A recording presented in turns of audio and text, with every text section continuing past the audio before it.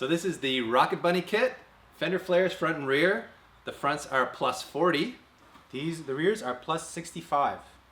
They're computer designed. The fit looks great on them. So we're going to literally show you how to bolt these puppies up. And by we, I mostly mean Ken.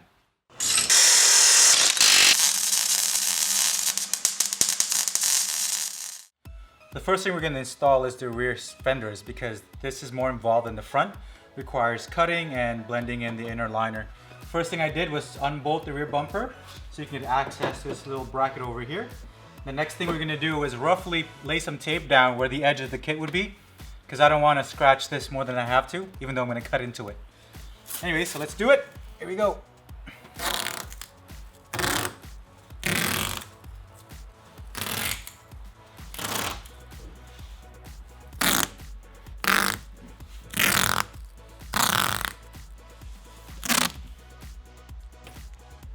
One of the first steps to get the install ready is to take the rear taillight out.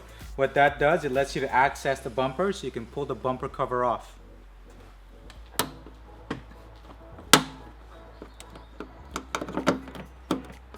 Oh. Here we go. So the reason why we took this rear bracket off is because the way it fits from factory, it won't let you slip this tab in for fitment. In some cases, we'll probably have to trim this out because sometimes it sticks the kit out too far and it doesn't match with the bottom part. So we'll trial and error fit, but in the meantime, this will let us plop the fender in there and put our holes in for the meantime.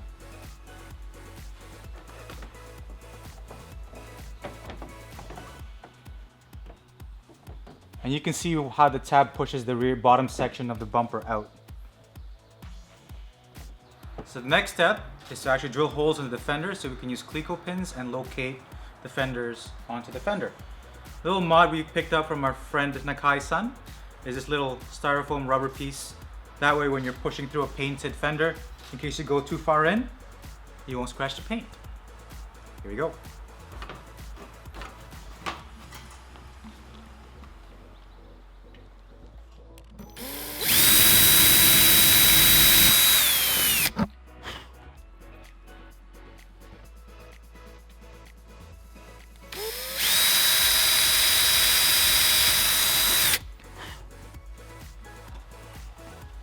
So Dave and I have the fender where it should be roughly, and we're gonna mock up the bottom portion of the bumper extension. So it's just like that. So as you can see, it doesn't line up. So we might have to massage that tab that we showed you earlier, just so we can allow the rear fender to sit a bit more flush with the bottom section of the fender. Okay, so the next step we're gonna do is to trim this tab off. So it's easier to just make small cuts and not take a lot out at once. It's harder to put more stuff back in. Eye protection and a smaller cutting wheel this time.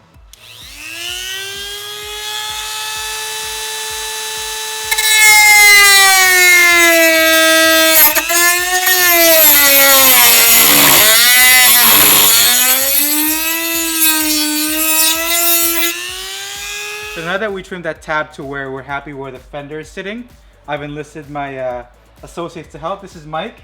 Mikey's the owner of the FRS, and he's happy with the fitment. So if this all goes wrong, I'm blaming him. Here we go. Start in the corner here.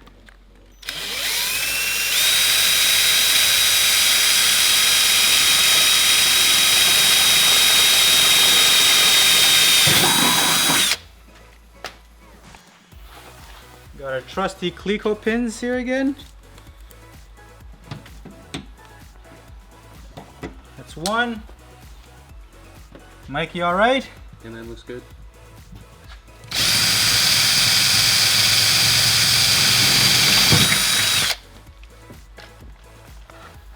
And always let the drill bit do the work. If you push too much, you can have a chance of buckling the fender in, which is something you don't want. So the next thing we're going to be installing is the bottom section of the fender.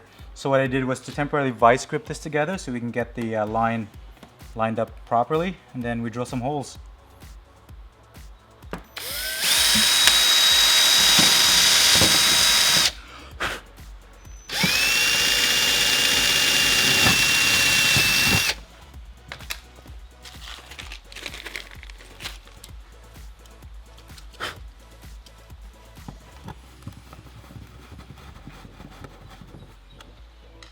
Okay, so I've gone ahead and taped the borders again so we're not scratching up the paint needlessly.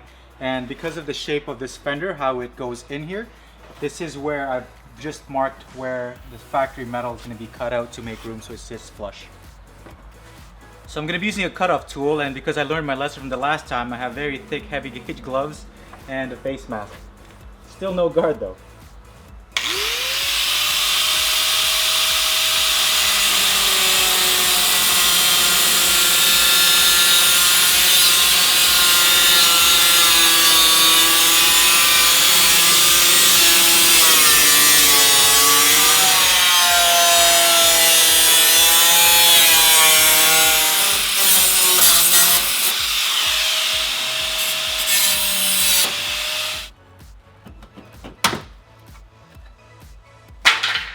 Just like we did in the rears, we're going to drill the mounting holes and bolt the sucker up.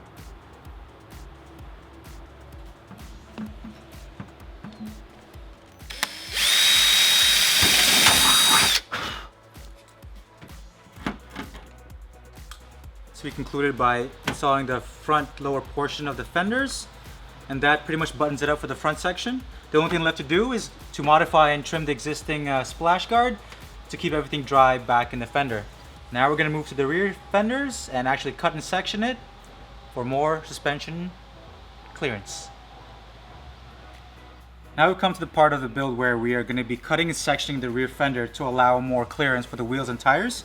So what we're going to do is we're going to cut the outer skin and then mate the inner wheel liner. That way it's all going to be ended up here, and you're going to be sealing the inside of it.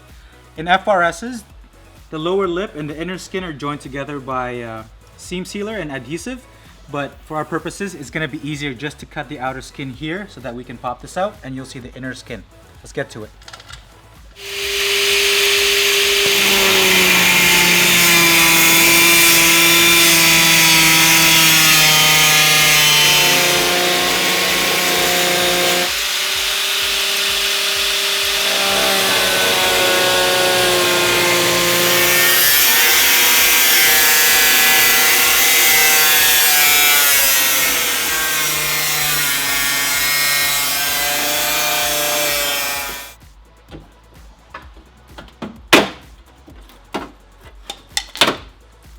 So now that we removed the outer skin, you can see the inner wheel well lining. So what we're going to do is we're going to cut strips into this, slots, which will let us actually fold this over. Then we're going to tack it all together. That way it's going to keep everything nice and sealed inside the fender well, and it'll actually make this quarter panel a bit stronger because it'll be solid together once again.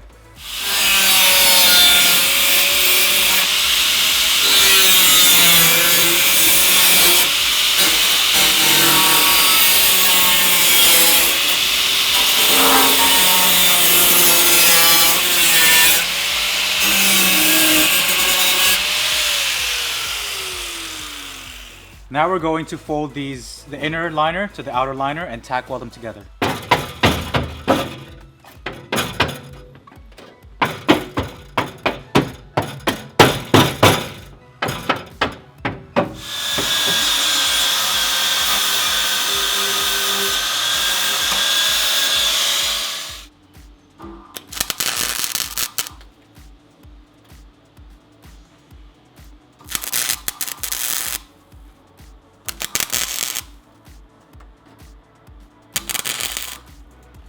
Now that we have everything tacked up, we're just gonna cut the excess metal and then go over the holes and then grind everything smooth, and it'll look perfect.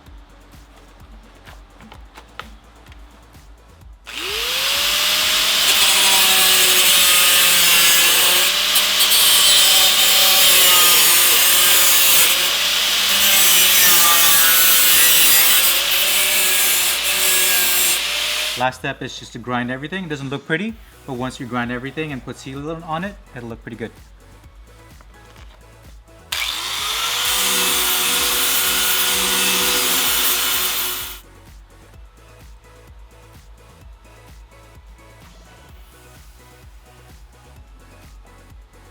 Stop right there, and I have my squeegee to move everything around.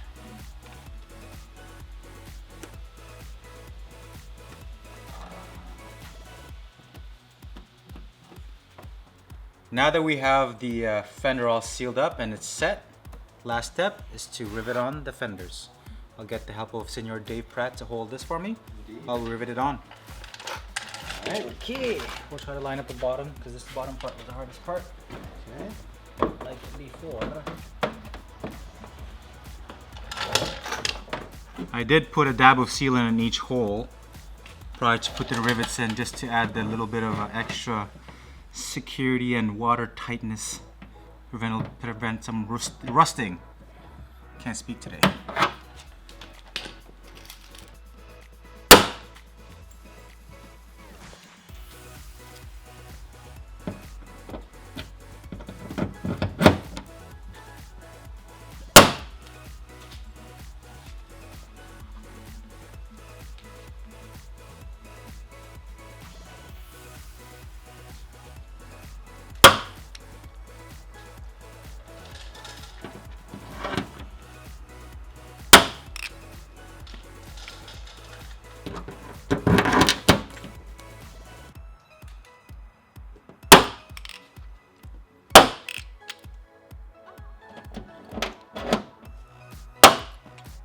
Okay, since the bumper material is way softer than steel, if we use the rivet and pull it all the way out, it'll actually make the hole bigger and pull it out. So what we did was rivet it, pull it as tight as we can without pulling through, and then we're gonna cut it off with cutters and smooth it out with a Dremel tool.